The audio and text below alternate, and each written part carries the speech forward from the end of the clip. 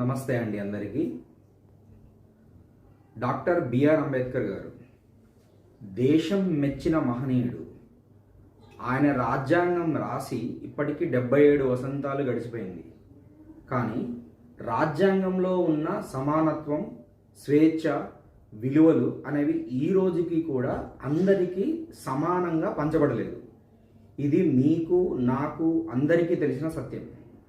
అయితే ఈ సమానత్వం, స్వేచ్ఛ అనేవి ఒకరి గుత్తాధిపత్యంలాగా ఎందుకు ఉండిపోయినాయి, సమాజంలో అందరూ ఎందుకు అభివృద్ధిలోకి రాలేకపోతున్నారు అనే దానికి మీ దగ్గర సమాధానం ఉందా? ఒకసారి ఆలోచిస్తే మీరు ఏ ఆఫీసర్ అయినా, ఏ పర్టిక్యులర్ ఉద్యోగం చేస్తున్నా మీ మీద ఏదో ఒక పెత్తనం చలాయించబడుతుంది. దీనికి కారణం లోతుగా పరిశీలిస్తే రాజకీయాల్లో మాత్రమే ఉంటుంది. రాజకీయ నాయకులు